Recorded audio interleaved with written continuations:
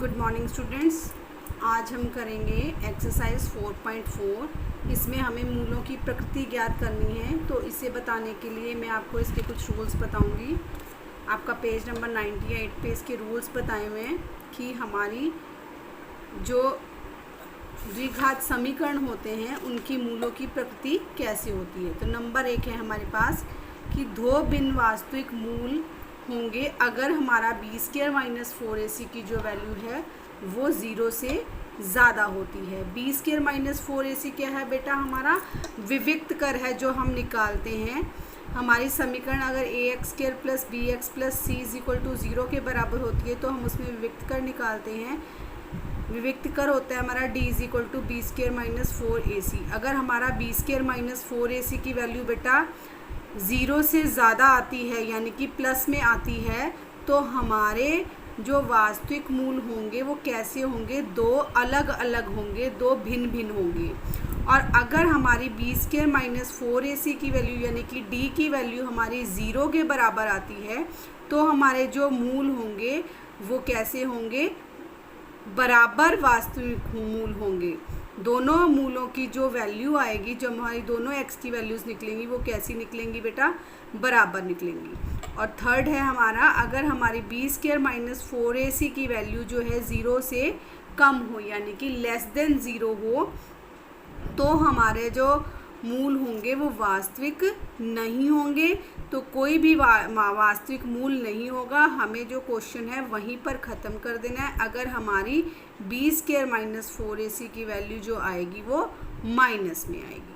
तो ये तीन जो हैं ये आपने ध्यान रखने हैं कि b² - 4ac की वैल्यू अगर 0 से ज़्यादा है तो दोनों मूल हमारे दोनों x की वैल्यूज़ हमारी अलग अलग होंगी। अगर ये इक्वल टू 0 के बराबर है तो हमारे दोनों जो वैल्यूज़ होंगी x की वो इक्वल होंगी। और अगर हमारी b² - 4ac की वैल्यू 0 से कम है यानी कि हमारा d जो है वो माइनस में आ रहा है तो हमारा कोई भी वास्तविक मूल नहीं होगा। अब हम इसके क्वेश्चंस करेंगे। तो बेटा हमारा एक्सरसाइज 4.4 का क्वेश्चन नंबर 1 क्या है? निम्न द्विघात समीकरणों के मूलों की प्रकृति हमें ज्ञात करनी है यदि मूलों का जो अस्तित्व है वो भी हमें ज्ञात करना है। तो हमारा फर्स्ट पार्ट है बेटा 2x² - 3x + 5 = 0। तो हम यहाँ पर करेंगे फर्स्ट क्वेश्चन का फर्स्ट पार्ट 2x² - 3x + 5 = 0। तो बेटे इसको हम क्या करेंगे? ax² + bx + c = 0 वाली इक्वेशन के साथ कंपेयर करेंगे। तो हमारे पास a की वैल्यू क्या आ जाएगी बेटा? 2, b की वैल्यू -3 और c की वैल्यू 5। अब हम विविक्त कर निकालेंगे इसमें यानी कि d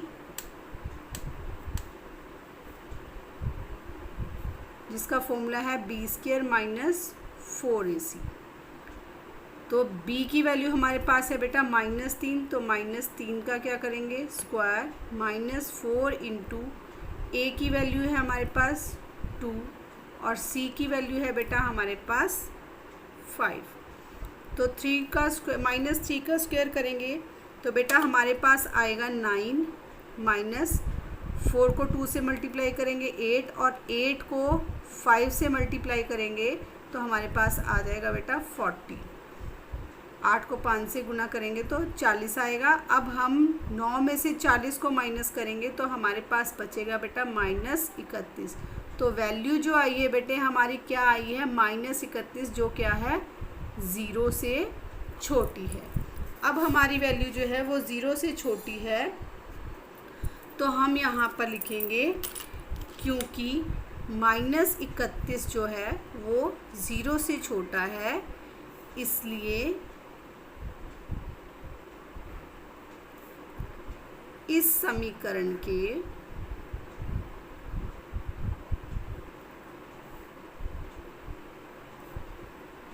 कोई वास्तविक मूल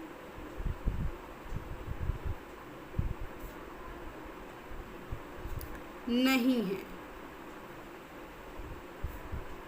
ये था बेटा आपका फर्स्ट पार्ट। अगर हमारी वैल्यू माइनस में आती है तो हम बस यहीं पर क्वेश्चन को छोड़ देंगे कि माइनस में जो वैल्यू है वो 0 से छोटी होगी, इसलिए इस समीकरण का कोई भी मूल नहीं होगा।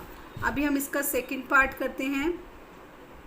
सेकंड पार्ट क्या है बेटा हमारे पास, 3x² - 4 √3x + 4।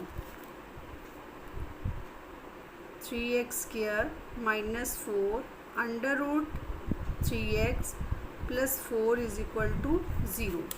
इसे भी बेटा हम ax² + bx + c = 0 वाली इक्वेशन के साथ कंपेयर करेंगे तो हमारी a की वैल्यू आएगी 3, b की वैल्यू आएगी -4 √3 और c की वैल्यू आएगी हमारी 4। अब हम d निकालेंगे यानी कि b² - 4ac। तो b की वैल्यू है हमारे पास -4 √3 का स्क्वायर -4 × a की वैल्यू 3 और c की वैल्यू 4। अब बेटे -4 √3 का स्क्वायर कैसे होगा, इसमें हम -4 का स्क्वायर अलग से करेंगे, √3 का स्क्वायर अलग से करेंगे और इन दोनों को मल्टीप्लाई करेंगे।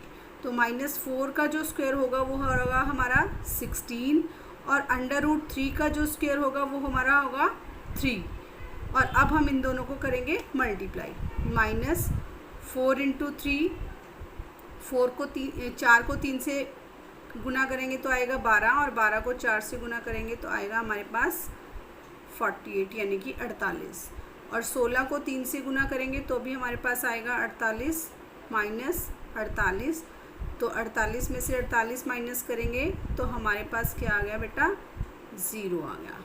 अब जो हमारी d की वैल्यू है यानी कि जो b² - 4ac की वैल्यू है वो हमारी किसके बराबर है, 0 के बराबर है। इसलिए इस समीकरण के मूल बराबर होंगे, दोनों मूल, यानी कि यहाँ पर हम लिख सकते हैं दोनों मूल बराबर होंगे। तो उसको हम बेटा कैसे निकालेंगे, x के लिए आपको फॉर्मूला बताया गया है। x की वैल्यूज़ निकालने के लिए -b + -b² - 4ac / 2a, जिसमें x की दो वैल्यूज़ आती हैं। एक में x = -b plus b² - 4ac / 2a और दूसरी वैल्यू आएगी x = -b minus b² - 4ac / 2a। यहाँ पर हम वैल्यूज़ रखेंगे। b की वैल्यू है हमारे पास बेटा -4 √3, तो यहाँ आएगा -4 √3 प्लस इसकी वैल्यू हमारे पास क्या आई थी, 0 / 2 × a की वैल्यू कितनी है हमारे पास बेटा, a की वैल्यू है 3, तो 2 × 3। ऐसे ही इधर भी करेंगे हम x की वैल्यू निकालने के लिए। x = -b माइनस इसकी वैल्यू है हमारे पास 0 / 2 × 3।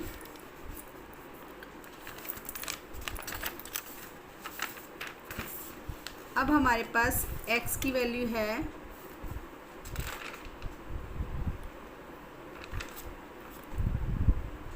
4 √3 / 6 और इधर x = 4 √3 / 6। तो यहाँ हम इससे इसको काटेंगे, 2 दूनी 4 और 2 तिया 6, ऐसे ही इसको काटेंगे। तो हमारी देखो x की दोनों वैल्यू सेम आई हैं, 2 √3/3 और दूसरी भी x = 2 √3/3। तो जब हमारी d की वैल्यू = 0 आएगी तो हमारे जो दोनों वैल्यूज़ होंगी x की वो बराबर आएंगी। थर्ड पार्ट बेटा आप खुद सॉल्व करोगे इसका। अब हम करेंगे इसका क्वेश्चन नंबर सेकंड क्वेश्चन में वो बोल रहे हैं निम्न प्रत्येक द्विघात समीकरण में k का ऐसा मान ज्ञात कीजिए कि उसके 2 बराबर मूल हो। अब उन्होंने हमें कंडीशन दे दी है कि इसमें जो हैं दोनों मूल बराबर होंगे। तो 2 मूल बेटा बराबर कब होते हैं? जब हमारी d की वैल्यू 0 होती है। तो देखिए इसका फर्स्ट पार्ट मैं कराऊंगी, सेकंड आपको करना है। 2x² plus kx plus 3 is equal to 0। तो अगर बेटा हम इसको ax² plus bx plus c is equal to 0 के साथ कंपेयर करें तो हमारे पास a की वैल्यू आएगी बेटा 2, b की वैल्यू k और c की वैल्यू 3। अब वो कह रहे हैं कि इसके मूल बराबर हों। अब जो ये कह रहे हैं क्योंकि जब इसके मूल बराबर होंगे तो हमारी जो d की वैल्यू है वो किसके बराबर हो जाएगी? 0 के बराबर। यानी कि b² माइनस 4ac किसके बराबर होगा? 0 के बराबर। अब यहाँ पर हम इसकी वैल्यू लगाएंगे। b की वैल्यू है हमारे पास k का स्क्वायर माइनस 4 इंटू a की 2 और c की 3, 2 इंटू 3 इज इक्वल टू 0। तो हमारे पास बेटा यहाँ पर आ गया k² माइनस 4 दूनी 8, 8 तिया 24 इज इक्वल टू 0। तो k² की वैल्यू आ गई 24 और k की वैल्यू क्या आ जाएगी? Under root 24। इसके फैक्टर्स करेंगे अंदर 2 गुना 2 गुना 2 गुना 3, तो ये बाहर आ जाएगा। तो हम इसको लिखेंगे प्लस माइनस 2 रूट 6। बेटा ये मैंने प्लस माइनस क्यों लिखा है?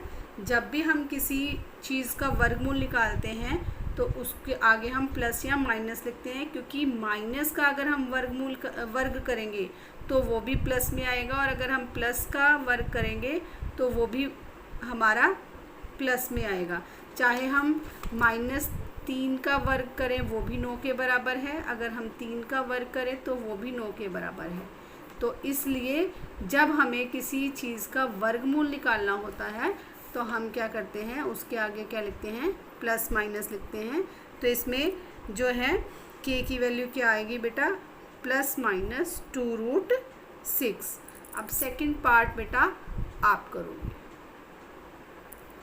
अब करेंगे बेटा हम इसका क्वेश्चन नंबर 3 कि क्या एक ऐसी आम की बगिया बनाना संभव है जिसकी लंबाई जो है वो चौड़ाई से दुगनी हो और उसका क्षेत्रफल 800 वर्ग मीटर हो। यानी कि लंबाई चौड़ाई से दुगनी होनी चाहिए और क्षेत्रफल उसका 800 मीटर स्क्वायर होना चाहिए। तो हमें फिर उसकी लंबाई और चौड़ाई ज्ञात करनी है। तो कैसे करेंगे बेटा? हम मान के चलेंगे यहाँ पर कि मान लेते हैं, माना बगिया की चौड़ाई बराबर x मीटर। तो बगिया की लंबाई देखिए, इन्होंने कहा था कि क्या होनी चाहिए? चौड़ाई से दुगनी हो। तो लंबाई कितनी हो जाएगी बेटा? बगिया की लंबाई बराबर 2x।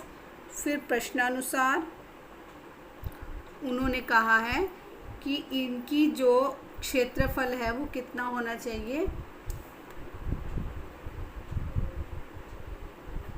800 वर्ग मीटर होना चाहिए। तो क्षेत्रफल बराबर 800 वर्ग मीटर, और क्षेत्रफल क्या होता है बेटा? लंबाई गुना चौड़ाई। ये किसके बराबर आ जाएगा? 800 के बराबर। लंबाई हमारी है 2x और चौड़ाई है हमारी x। तो लंबाई गुना चौड़ाई बराबर 800। 2x को x से मल्टीप्लाई करेंगे तो 2x square is equal to 800। अब x स्क्वायर क्या हो जाएगा? 800 बटे 2, इसको काट देंगे तो x स्क्वायर हमारा किसके बराबर आ गया बेटे? 400 के बराबर आ गया। तो अब हमें x की वैल्यू निकालनी है। तो x की वैल्यू निकालने के लिए हम क्या करेंगे, 400 का वर्गमूल करेंगे। 400 का वर्गमूल जब हम निकालेंगे तो इसके फैक्टर्स जो आएंगे वो क्या आएंगे, 2 इंटू 2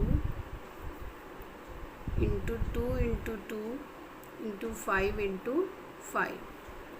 5 पंजे 25, 25 दूनी 50, 50 दूनी 100, 100 दूनी 200 और 200 दूनी 400। ये 400 के मैंने फैक्टर किए हैं, आप ऐसे करके भी 400 के फैक्टर्स कर सकते हैं।